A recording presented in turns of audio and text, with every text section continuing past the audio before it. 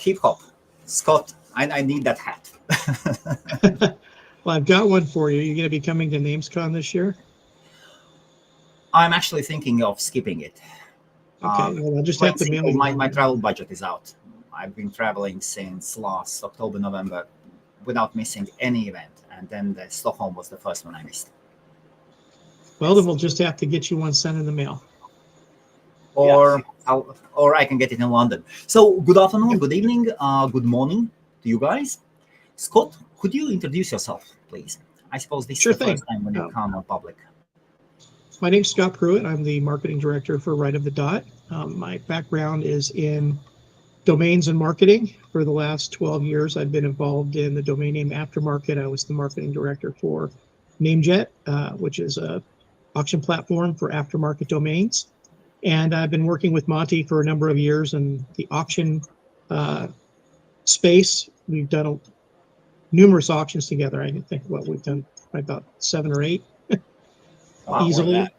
Yeah, maybe more than that. Yeah, including the stuff we did with NameJet. So yeah, we go back a ways, and we've been working together for a number of years now and working to facilitate these auctions and to get them promoted and to get the best inventory that we possibly can and create a lot of excitement around the names that we got in the catalog. We have some amazing. I'm going to say today this is probably the best catalog that we've ever had, and I'm sure Monte would concur with that.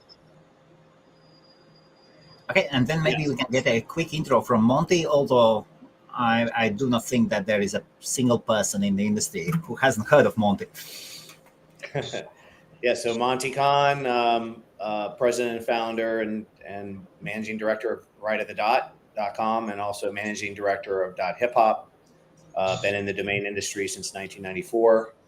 1995, helped pioneer the aftermarket and brokerage and auctions and Who is Privacy and a number of other things for the industry. So and $590 million worth of domain sales since then. So that means I have to update the page again. Monte, how about the Europeans with the privacy laws? Do they blame you on bringing this stuff up? Well, ironically, I fought for Who is Privacy back in the mid 2000s to protect people's right to display their information or not. Basically like, in the United States, we had something called the white pages and the yellow pages, back in the old days where, you would publicly listed your phone number, your address, your name, and people obviously didn't want that stuff displayed, to the public. So they created a private listing. And so I followed suit for the domain name industry upon some requests from some of the largest clients. One in particular who Yan Yi, who was one of the largest domain portfolio owners at the time. And he was getting inundated with spam on emails and solicited constantly. And so we created Who is Privacy, not just by putting a privacy email up, but a whole server system that blocked out spam and unwanted requests through email. And that became the standard in the industry. And then, other companies adopted it, including GoDaddy and everybody back then. And then it was fought for through, ICANN, and then ICANN switched gears and did a 180-degree turn and made sure that everybody's information was private.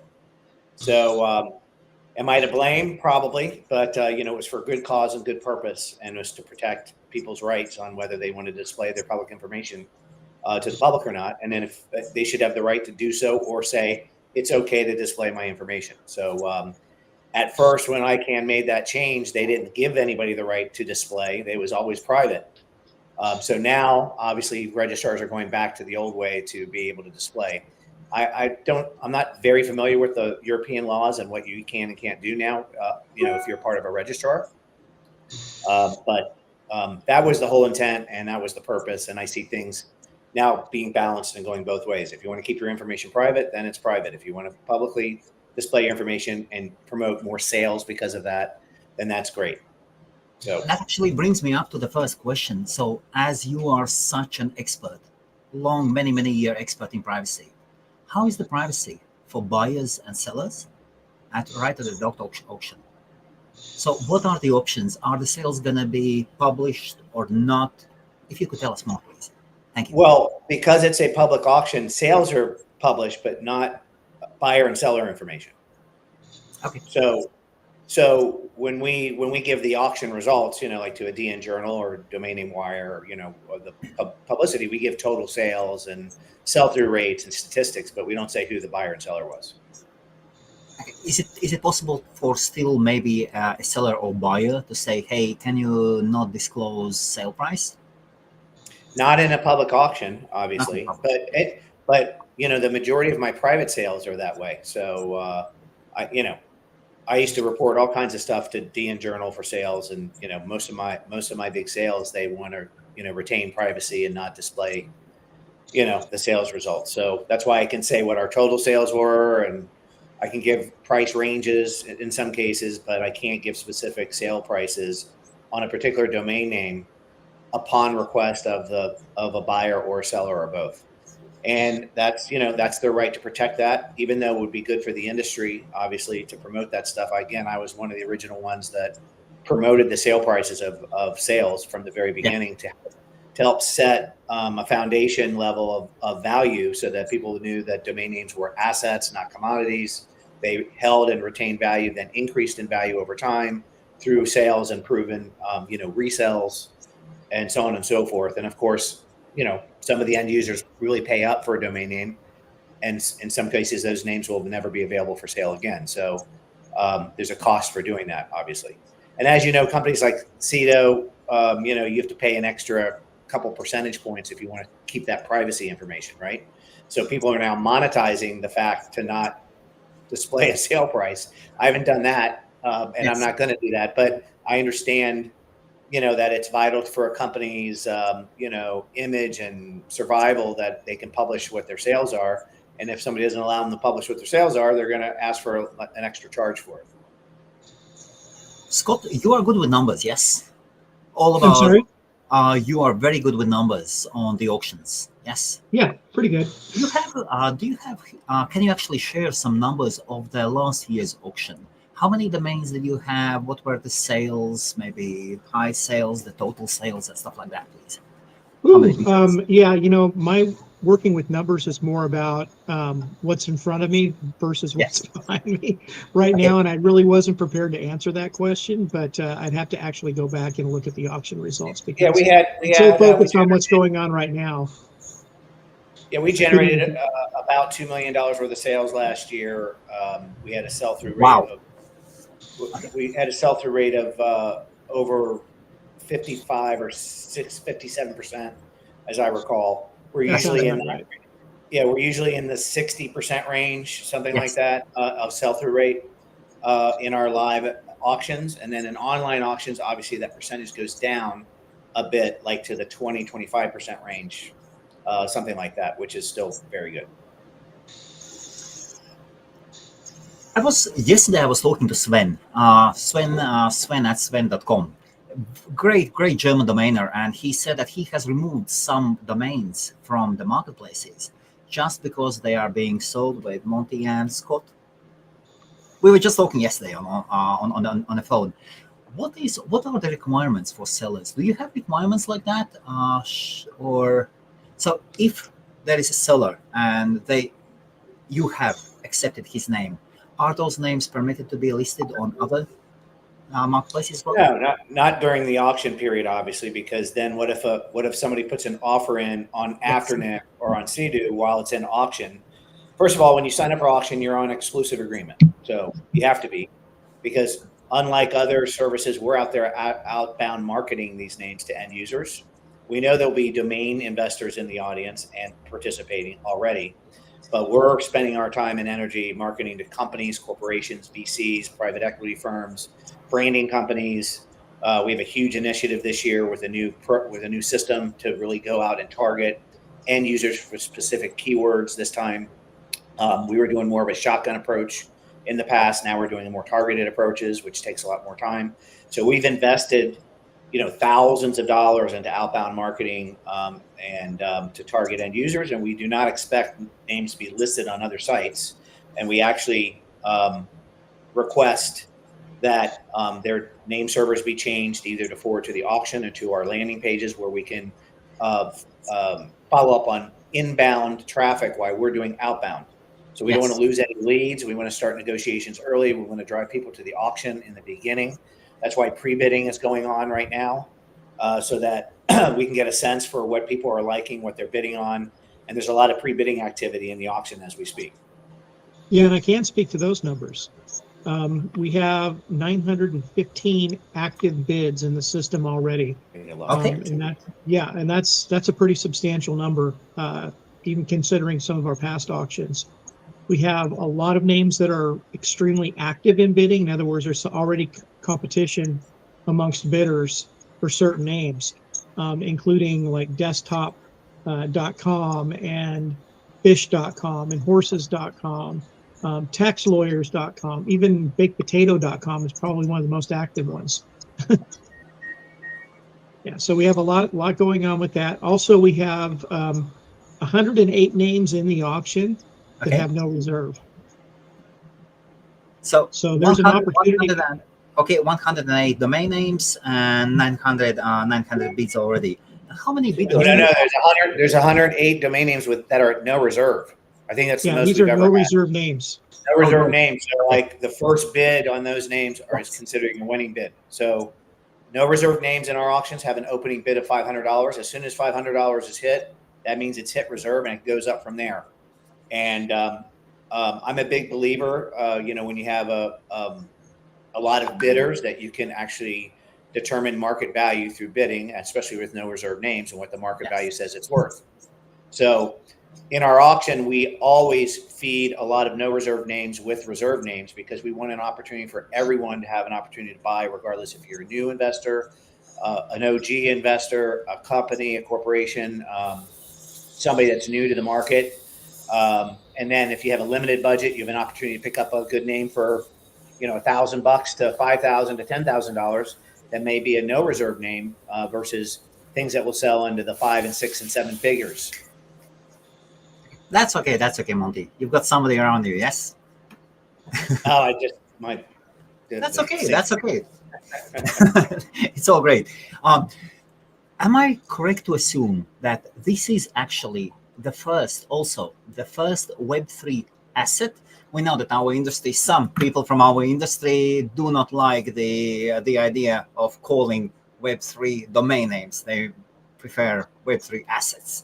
And if we use Web3 domain names, this is the first professional auction of such kind for Web3 domain names or TLDs. Is this correct or not? No, it actually isn't. Last year, we offered Web3 domain names I don't call them Web3 domain names, digital identities or digital assets. Okay. Yes. We offered a handful of them in our last auction at NamesCon last year. Okay, I thought those sold. Yes, sorry. Yeah, we sold 3 out of the 5 or whatever.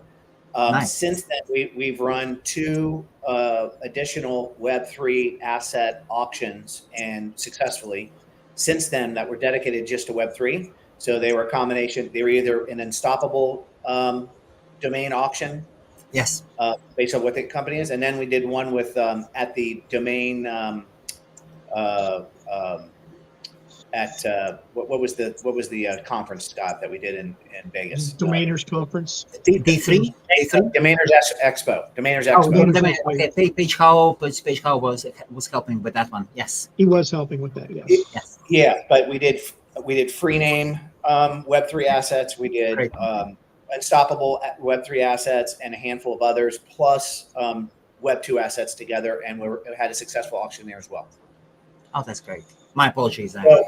Totally in favor of auctioning off any kind of digital identity, whether it's Web2, Web3, in doing that. The most important thing that we're doing, though, is that we won't auction domain names that have collision.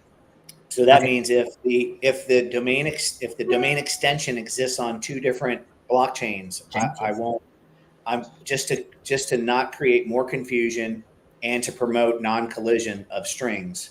It's very important that the blockchain that has the ownership over that string versus another blockchain, for instance, if Handshake, Unstoppable, and Free Name all had an extension, like there's 3 providers that have .wallet, I cannot auction off any .wallet names. I do not want to promote collision or industry confusion by having different blockchain names that are the same extension.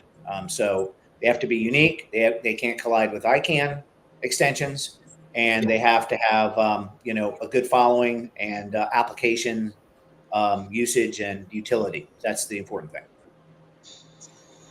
Scott, can you give us some numbers on Web3 assets, TLDs, individual names? Thank you. Yeah, we have this year. We do have names from both Unstoppable and from Free Name, as well as some individual sellers that are selling their own assets that are on those chains. So we have several top-level domains from Free Name. Let me pull them up here real quick. Just give me 1 second. There's a lot of Web3 assets with bids on them already. Oh yeah, there are definitely. That market is getting hotter and hotter. It has become almost mainstream. Yes. Oh yeah. So for the Unstoppable domains, we have 105 Unstoppable related names. They're not all necessarily from Unstoppable, but they're on the Unstoppable chain on Polygon. We have .x names. We have 21 .nft names. We have 13 .x's, 9 .polygons, 3 .animes, 9 .blockchains, and we also have from Free Name. Yes. We have 23 top-level domains. So this is for in the Web3 world, you can actually own the top-level domain, and some of the top-level domains that they're selling. Top-level extension. Extensions, right? I mean, we don't call them domains, but in the Web3 world, that's what they're calling them. Yes. We have .seo, .admin, .premium, .lifehacks, .iou, .tokenization, .web security, .ai booking, .luxury watches, .luxury cars, .888888, .brand store. So we have quite a few. The Web3 digital assets are definitely well represented in the and auction. were these TLDs submitted by Free Name themselves or by? The TLD were submitted by Free Name, yes. Right. Okay. So the reason why that's important, Helmets, is because people get to own their own extension, basically. Yes. With this, which you can't own an extension at ICANN unless you've applied, you wait for the round to come and whatever. So, and even if you apply, this gives the ability for someone to own their own extension, to create a business out of it, to create sub TLDs and first level and second level tier of those TLDs.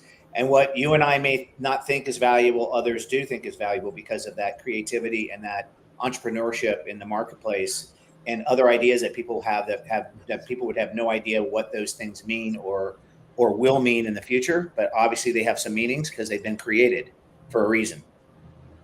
And I would like to add, if somebody is considering TLD, then probably one of the best people to contact and maybe a person can be hired. Definitely Paige can be hired. I think Paige Howe is a great example of a person who owns different TLDs and who actively sells them on daily basis. He sells the domain names under his TLDs, Web3 TLDs. And he's a great guy to work with. He consults with Free Name also. He's a big believer in that philosophy. Absolutely. And Paige is a great forward thinker and has been in the domain industry for many, many years. He's a personal friend and client. And I sold big names for him, years ago, and still continue to work with him today. And he's a very friendly guy, and just whoever wants a consultation probably should go through Paige first. So, what are the prices on TLDs like .seo? What is the starting bid? Should be. Well, the starting bid is $500. $500. So everything has a starting bid of $500. Yeah, and then it goes up from there. It goes up from there, and the reserves are not disclosed when they're met, then there's an indicator that the reserve has been met. So if somebody set a very high reserve for a name and it doesn't reach reserve, then that tells you that they probably had it overpriced, right? But yeah, we're not disclosing the reserves, and we can kind of give ranges on individual names if someone inquires about them, if they've shown some interest and they're like, I really am interested in this name. What's it going to take for me to get it? We'll answer those on a one-off basis, but we're not disclosing that information publicly. If I may continue about Web3, so Web3 is directly related to cryptocurrencies. Is it possible to check out using cryptocurrencies, or do they need fiat? No, they can actually pay in multiple types of crypto. One of the things that we've done this year, and we've done this in the past too, we partnered with a company called BitPay, and they allow payment in numerous forms, all the most popular forms of crypto, including USDC and all the other Bitcoin, Ethereum, all the major popular cryptocurrencies are supported. So we will accept that as a form of payment. However, we won't be doing it like directly from a direct exchange. There's a middleware, which is the BitPay. So unlike in some transactions that occur on the blockchain, they can occur peer-to-peer or from person to person. It's like, here, I give you my wallet and you give me the asset and you swap it just like that. We're not doing it that way, but we do have all different kinds of safeguards and security in place to make sure that there's an escrow process so that no one gets left holding the bag. The person who paid is going to get their asset, and the person who submitted the asset is going to get paid. That's great. We have a question from a viewer. Questions: how long, after how long it is possible to change the name servers again in order to list your domains on another platforms? Right after the NamesCon, should Monte be informed when name servers are changed? Bang. So we require the name servers to be changed when the name's listed, so that we can direct, obviously, all the interest to us, whether it go right to the auction or go to our bid form. And then 60 days after the last day of the extended auction is the day that name servers can be switched back. Because what we have is we have the extended auction that runs through June 18th. And then for 60 days after June 18th, we're still working on the sales. So that's one of the good things about the auction, is that the marketing and the sales efforts don't stop at the end point of the auction. We're still doing sales. We get tons of sales at the end of the process, and even through that 60-day period. And actually beyond that, a lot of people just leave the names with us. And I'm still getting sales from last year's auction this month. Yeah. So everybody knows this is it's not an easy process. Selling domain names isn't as easy as people think it is. It's not a fluid asset like a piece of real estate.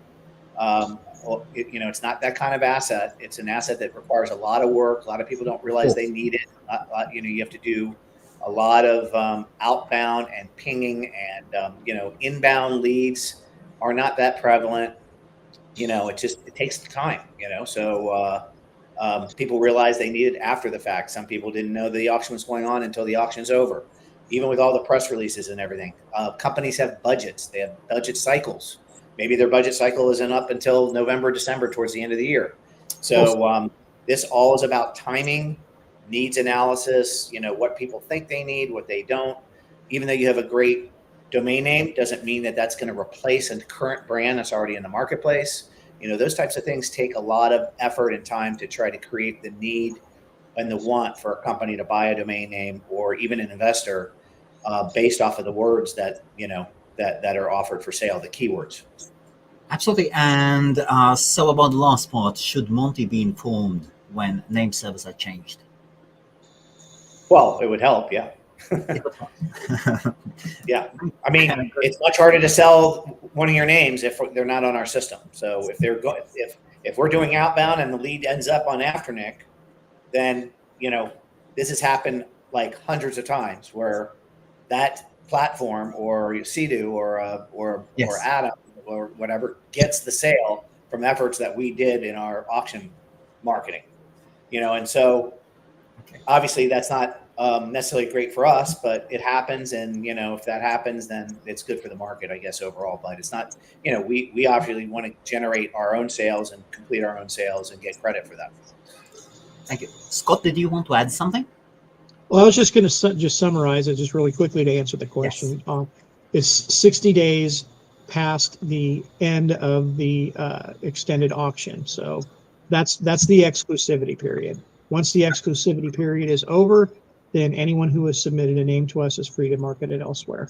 So 16 or 60, sorry? 60.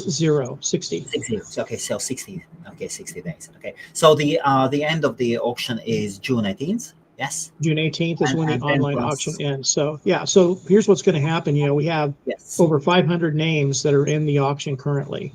Well, all 500 of those names are not going to end up in the live auction. We'd be there until the next morning, auctioning them off. So we're going to pick, somewhere between 75 and 100 out of the ones that are on there now. And then the ones that didn't get picked are going to go into the online auction, and we'll continue to accept bids. Those will be on a timer. So it'll be more like if you're ever used to doing eBay or something like that. The names are going to come up, they're going to be on a timer, and you're going to see, you have a number of hours left, number of minutes left. And then once the timer's up, it either sells or it doesn't. So you have listed also an AI domain name. Oh, we have lots of AI names. Lots of AI names. Lots of really good AI names. Yeah, in fact, let me pull up a list here real quick. Yes. AI names are very hot now. Oh yeah, they definitely are. We have 26 .ai names. We have .ai names, and we have AI dot something, AI dot consulting, AI dot. So we've got a lot of AI interest names, whether it's to the left of the dot, to the right of the dot. Anyway, go ahead, Scott. Sorry. Yeah, I was going to say that was one of our big outbounding initiatives, was because we had so many of these .ai names, as well as other AI related names that end in other extensions, that we sent out an email blast to people that are, in the AI industry. It was a really huge undertaking. So we're hoping to see a lot of AI interest in this auction. But just to give you an idea, one of the ones that's probably the busiest is sex.ai. That's the most popular one so far in terms of number of bids. But we also have. I have missed that one on your list. How what? I have missed that one on your list. Yeah, it's on the list. I've definitely noticed bank.ai. That's lot number 1370. Okay. And then we have bank.ai, we have ring.ai, consulting.ai, introduction.ai. I mean, that could be a great website for dating, or it could be a good website for making business introductions. You have market.ai, negotiations.ai, audit.ai. Wouldn't it be nice to just have a computer do your audits for you, right? Yes. There's analytical AI. There's dieting.ai. And then we have a bunch of two-letter .ais. So yeah, there's some really great names out there. I'm trying to think of some of the other ones. What was it? AI.consulting, I think, is one of them. So we've got several other. AI.kitchen is another one. So just really creative left and right of the dot domains, for sure, and .ai. Question about escrow services. So when people are bidding, I suppose auctions are auctions, and sometimes things can go south. So with Web3 assets that are listed by are provided by Unstoppable or by Free Name, both company, the reputation of both of them is stellar. So there shouldn't be any problems at all. What about the other domain names? How does the process go, please? Thank you. So we cannot release an asset until funds are in escrow. It's simple as that. So if you didn't remember, I invented domain escrow many, many years ago, because I was the first one to kind of sell domain names. Yes. So the whole escrow process was always based on receiving funds and receiving the domain name into escrow, or the asset into escrow. but nothing can be changed until funds are, funds are sent into escrow, and the domain name changes ownership, and the owner says, okay, I've controlled the name, and then funds are released.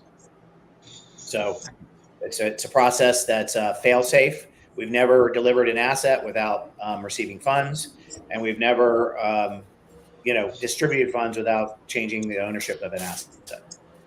Scott, would you like to add something? I was just going to say we're like our own escrow.com when it comes to that. Yeah. In fact, we've had people request that we use a third party in some of our transactions, and we just have to let them know that we have an escrow service in place. We have an escrow bank account for that specific purpose.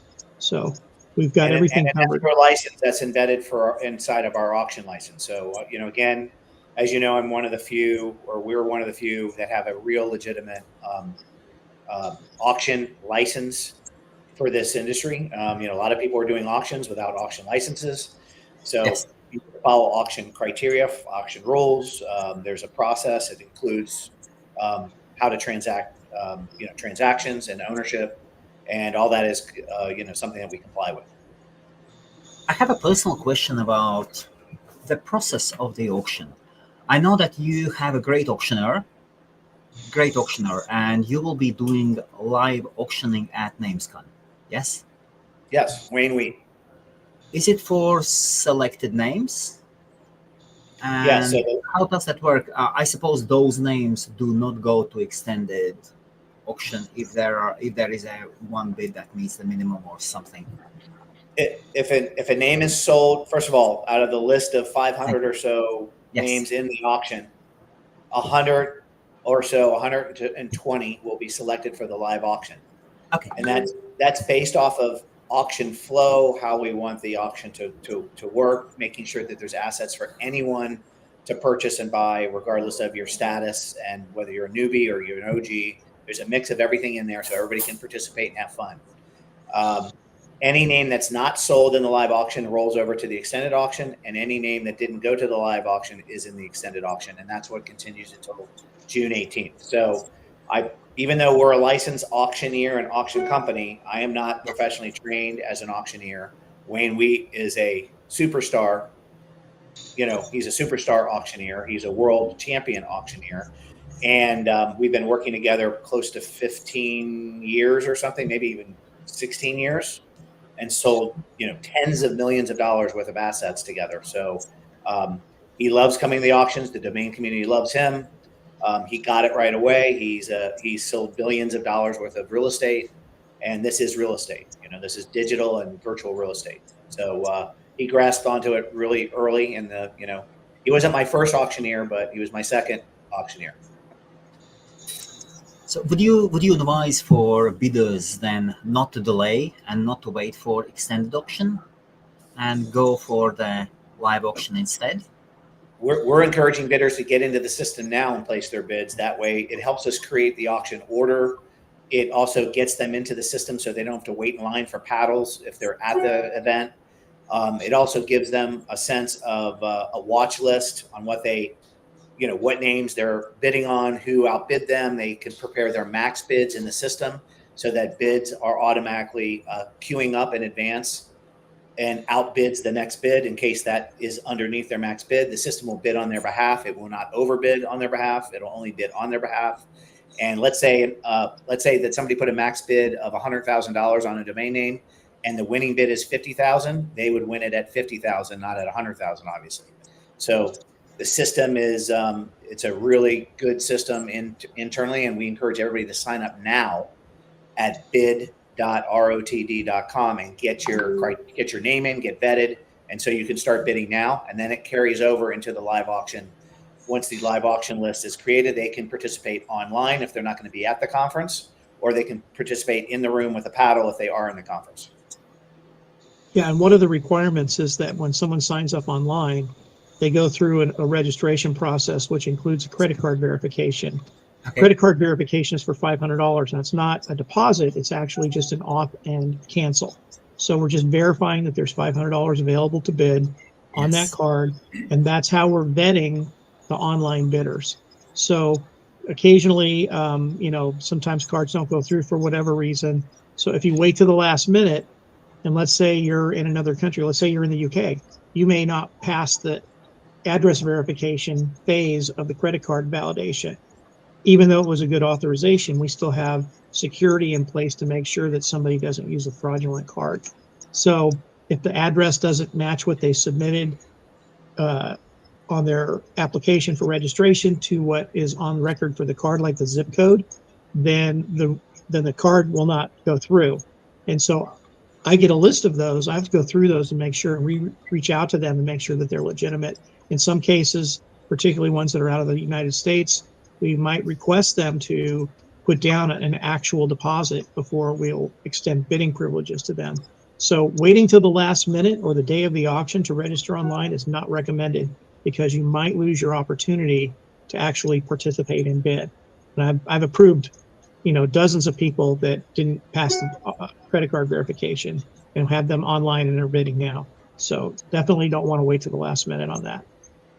Are there some other mistakes that newbies are experiencing once they come and try? You mean during the registration process? Yes. During the registration process, it's pretty common for them to Yes. put incomplete information. That will also disqualify them.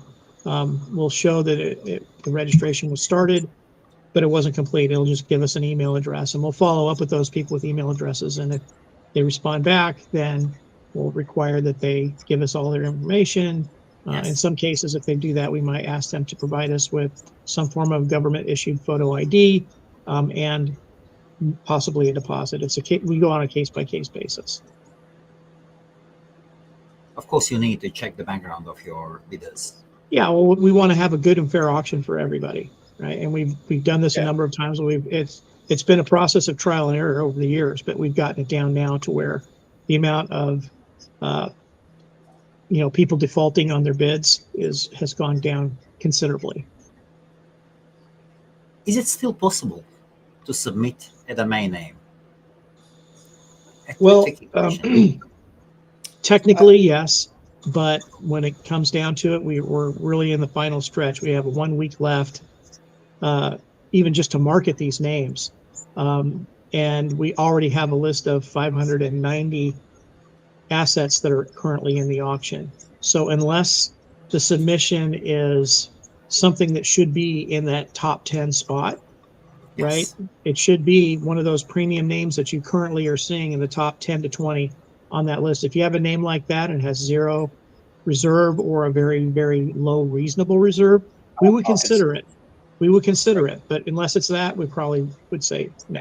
And I'm actually removing names now that either are inactive or priced too high or just aren't appropriate for the auction at this time. So I'm gonna start whittling down the list and get it back down to there'll be about 90 to 150 names that will come out of the current online auction, and we'll work on them through our brokerage instead, just to get down the list so it's more manageable.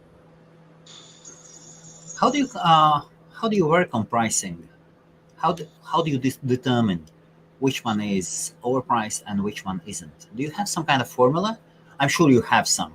It would be great hearing one. Of course, Monte, of course. But there should be a formula. So I've obviously been doing this for 30 years now. So I have a good sense of what names are worth and what they may sell for. And yes, there are some names that are high priced names, on purpose. And we do sell high priced names in the auction. And I'm more bullish on the names that are lower priced or underpriced, so that the market drives the value instead of somebody's head thinking that their name is worth more than it should be. I mean, obviously, we're not trying to waste spots and have a bunch of no sales. If you overprice your name, it's not going to sell. It's the chances of it selling is going to be slim. Therefore, you're wasting a spot, and we don't want spot wasters. We want names that have a chance, assets that have a chance to sell, and buyers that have a chance to buy. So when the market determines the value, that's a much better scenario for me and for us as an auction company. That's why our auctions are successful. And people can argue and and debate whether a name should be in there or not, and if that name is more valuable than other names. And I get that argument all the time, but again, $590 million worth of domain sales. I'm pretty good of an expert at what sells and what doesn't. And I'm not 100% right. I'm not perfect, but I get a good sense of it. We run through several engines, and of course I miss things, and we'll continue to miss things. But it's a pretty good practice and list. So and out of that 590 names that are in the auction now, just consider the fact that Monte's probably gone through about 20 or 30,000 names to get it down to that. Oh yes. Yeah. And in the old days, I used to peel through 100,000 submissions. So have we lost Monte? It looks like he froze. Yes. That's yeah. You're yes. You are back now. You are back now. I was just saying that there's been auctions in the past where I've had to peel through 100,000 submissions and whittle that list down to 500, and then to 120, and then picking the auction order is an art. Making sure that the auction flows properly so that you're not sitting there with 8 names that don't sell in a row. So all this is a lot of work. It's a lot of practice. It takes experience. Every time we do something that improves the process. When you think something is trending and it's not, there's been auctions we put too many 3-letter domain names in, thinking that was going to be really hot, and then all of a sudden they pass, when they were priced right. But 3-letter domain names aren't as popular sometimes as maybe the new .ai extension is. So there's a lot of it's a lot of balance based off of current trends and what's going on in the market and what's hot, what's not, what's being bought, sold. There's more private transactions than there are public transactions, and those private transactions actually have the market trending, not what you may see as reported sales in the public, since that's only 10 or 15% of all the sales that happen in our industry. So just think that 80%, let's just call it 80% of all domain sales are private, and that's what's trending, not necessarily what you see on public reporting at DN Journal or all the platforms, which is really important to know. Do you have any 2letter.coms as well? Do I mean what? 2letter.coms, LLs. Oh, yeah. Yeah. Yeah, we have qn.com, we have oi.com, we have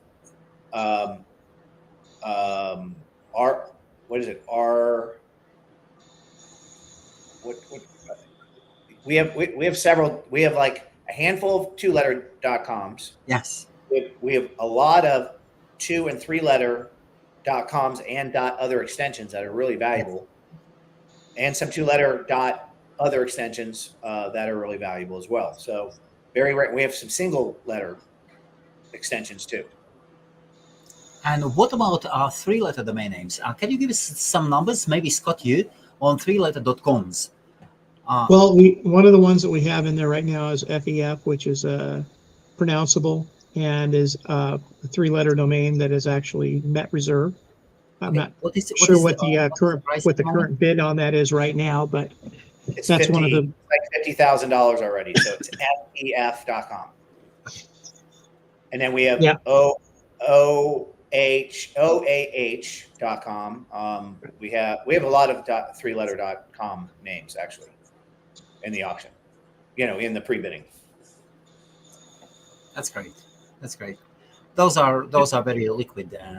Yeah, and just to give you a little more information on how to find some of these names, yes. One of the things that we've done, we've upgraded our auction platform about 2 years ago, and the way that it works is you have a categorization section. So each one of these names is in a main category and a subcategory.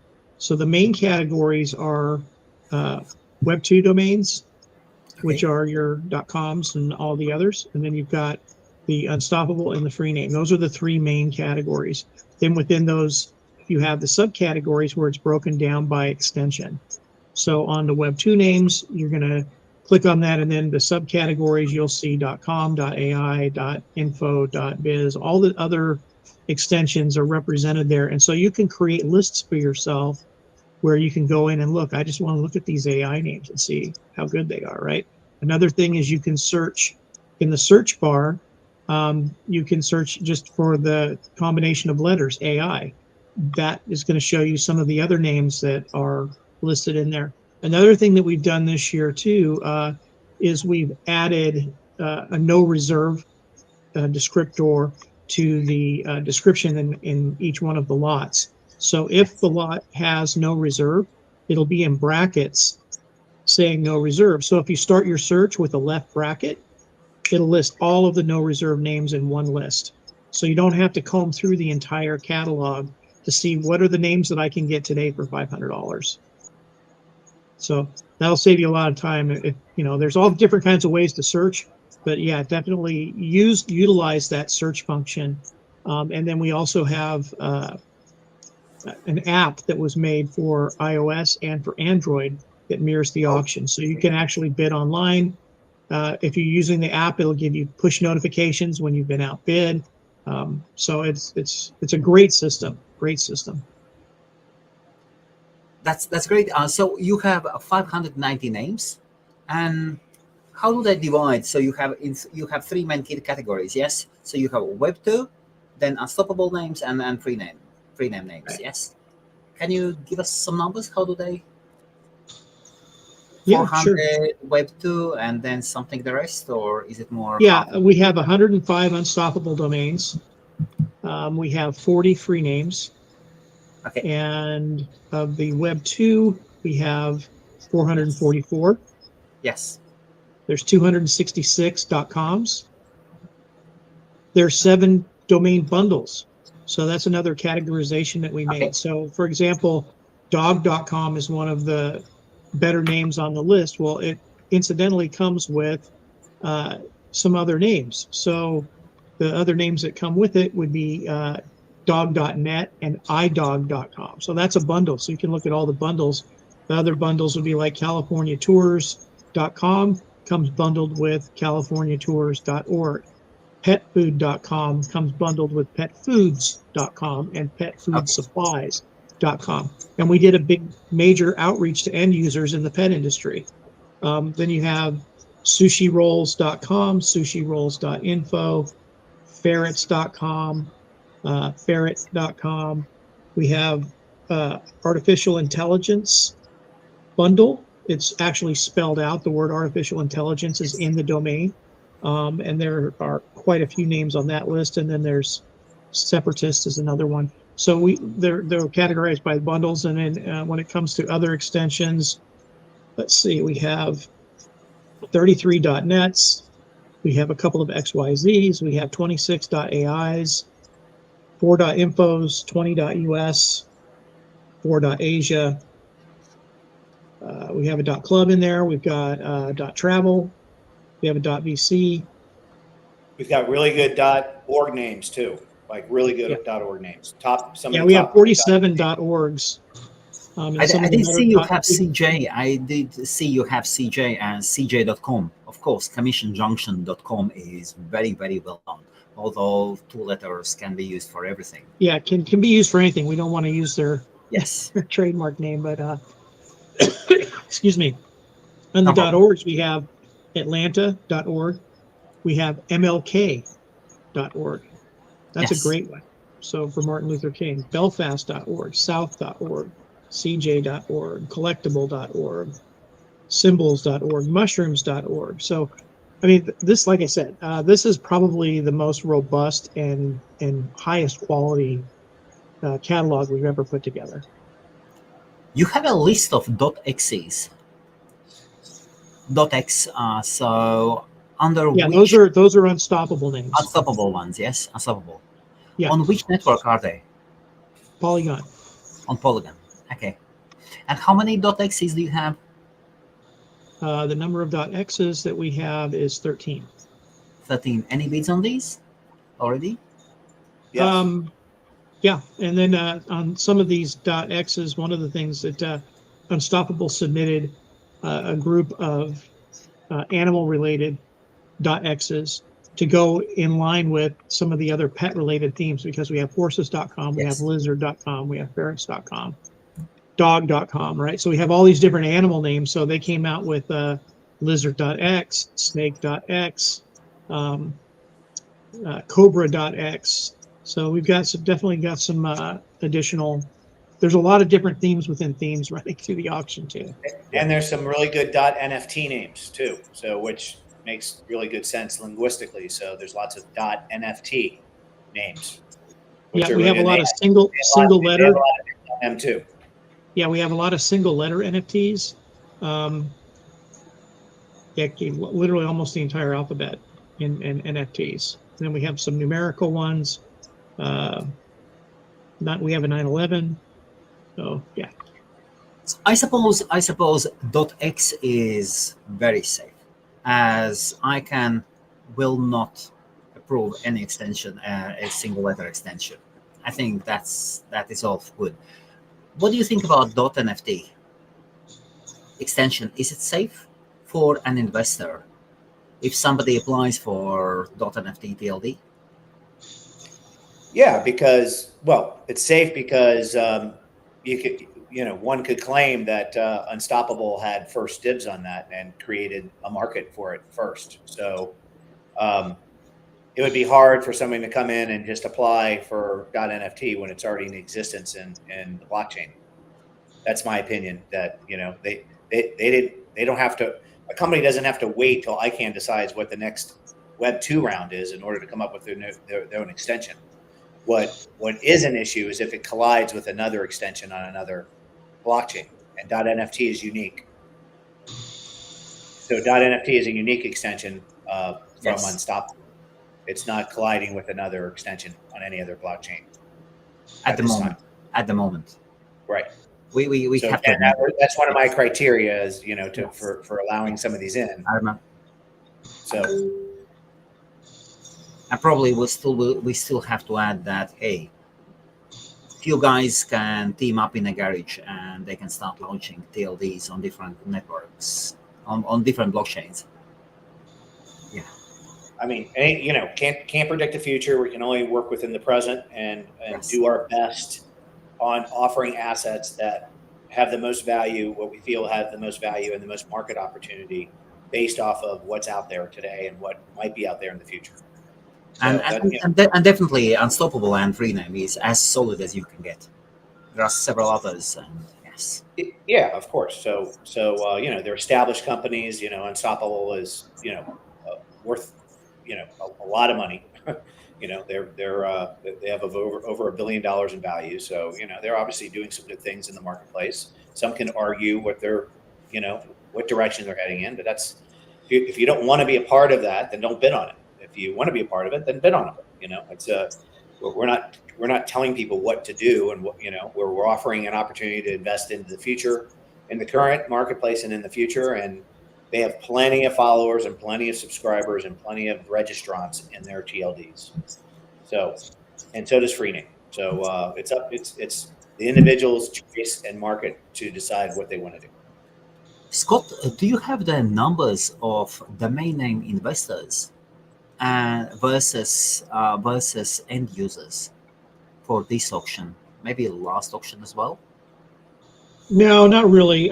That's, I mean, anecdotally, I could speak to that, but, some of the people that are registering as domain investors, or I should say that, names of people that we worked with in the past, they may be bidding on somebody else's behalf, right? They may be representing an end user. Let's say they have somebody in the industry that for dog food, use that as an example, and they may have just registered as themselves, but they've got a customer on the line who's given them a limit and saying you can bid up to this amount on this name, and of course the broker understands, or the investor understands, that they're the one who is on the hook for that bid. If their buyer backs out, they're still liable for whatever they bid. But yeah, the end users are well represented either way, whether they Yes. register directly or whether they're working through a broker or through another domain investor. And then maybe what would But, be your but suggestion? Yes. Sorry. just to address your question, about Yes. 56% of our names are bought by end users. That means an end user, company, corporation, representative. So it's not dominated by domainers or domain investors. It's actually dominated by end user investors. But again, it's close enough that anyone can participate and have an opportunity to buy the names. So we know that registries and registrars both create quite a lot of professional domain name brokers who start opening their own agencies. Let us say we are this stream is watched by some of them, and they would like to know what is the best and the most robust way to get registered with you, to make sure that they submitted all the information, and once they start representing their client, they will not get stuck at some margins or somewhere. So again, the best way is to go to bid.rotd.com and fill out the application. It's really easy. It takes a couple minutes. And supply the information, put your credit card down for the credit card auth, and that gets through the process. If there's anything missing, then we follow up, make sure that they didn't, they missed something. But that's the best way to get vetted and to do that. If you do not know them in person, and does it make sense for them to send an email to either Scott or you, Monty, just to make sure that everything's fine? That is at least what I would do. If I have it's all included. It's all included. They then receive a confirmation. Okay. There's lots of bidders we don't know, but as long as they put down their credit card auth, at least we know they have a legitimate credit card. That lines up with their address and everything. And then we do follow up by email. And if we see somebody actively participating on some of the higher price names and we're not familiar with them, then we'll reach out maybe for additional information or even a deposit. And how do these deposits work? It goes into escrow, just like you're buying the name, and it's refundable in case you're not the winner. So you would contact somebody, and so can you give us a case or something about the deposits? Well, if we require a deposit on a name, yes, it's sent into escrow. It's fully refundable, just like any escrow process. Yes. If they're determined the winner of a domain name, then it applies towards the purchase price of the domain name. They obviously have to complete the transaction in full, or the name never transfers ownership and never changes ownership back to them. Any amounts, any ranges of deposits or something? It depends on what the asset is, but I determine that at the time something's going on. So. Yes. So on a tool.com it would be higher, and yes, on a no reserve name it would be lower. Well, there wouldn't be a deposit on a no reserve name because no reserve names start off at $500. Okay. And they're already authorized for a $500 transaction. Yes. So.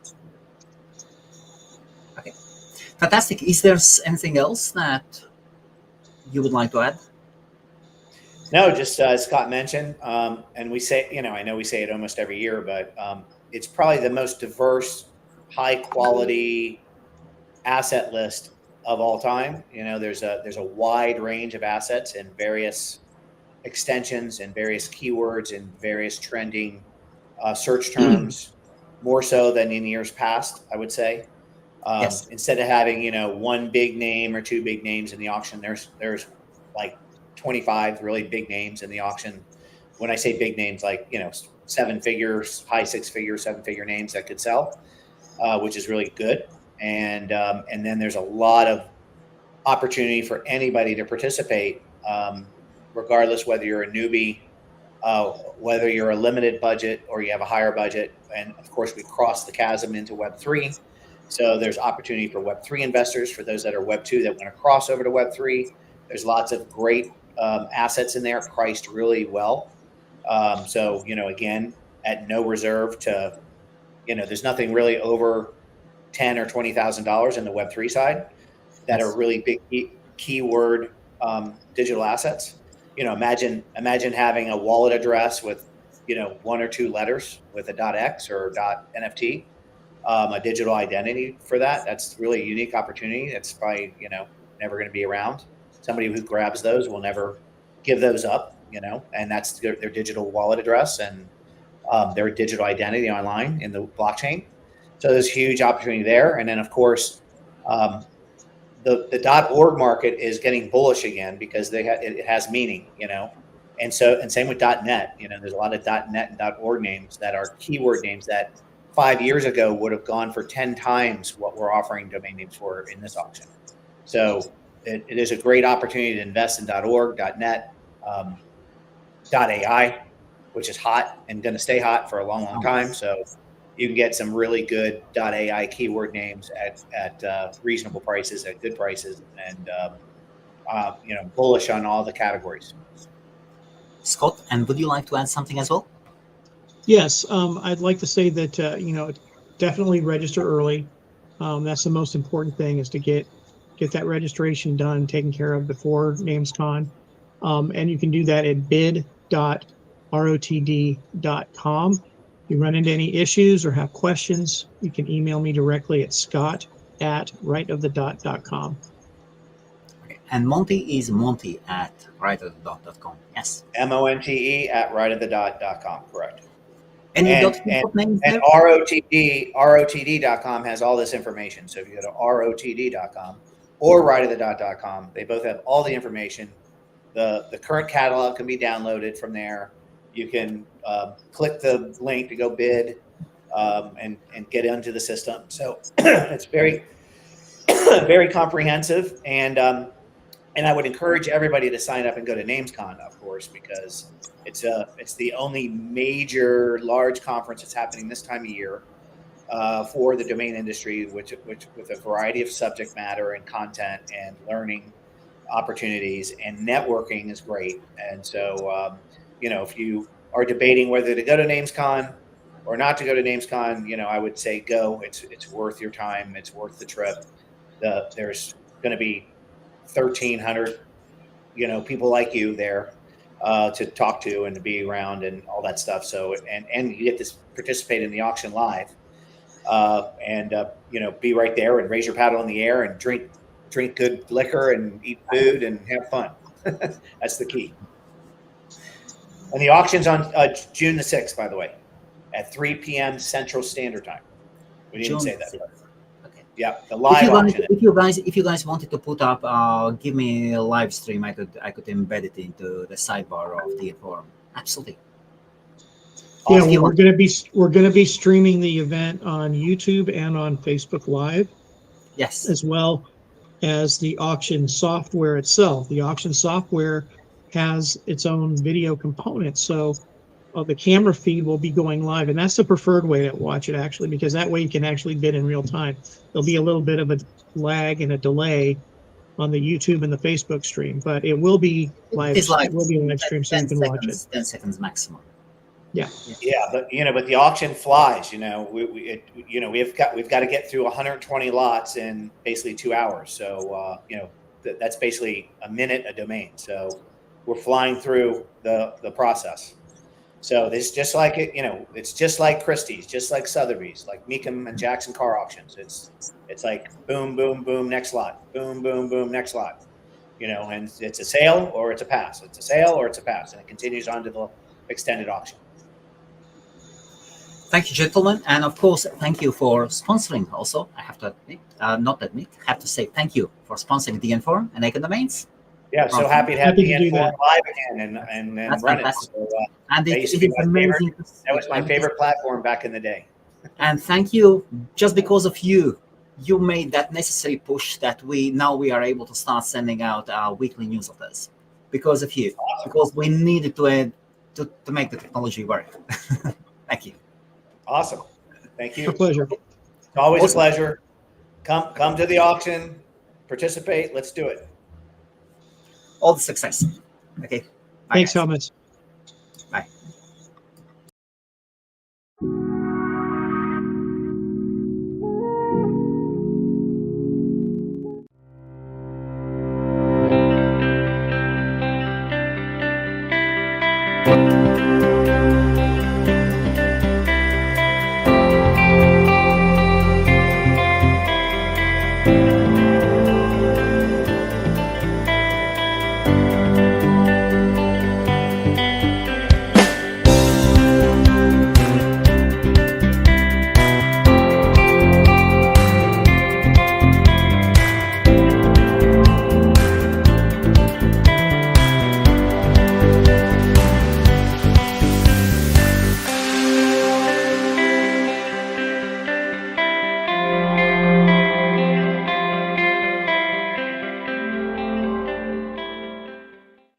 Are you running a domain business?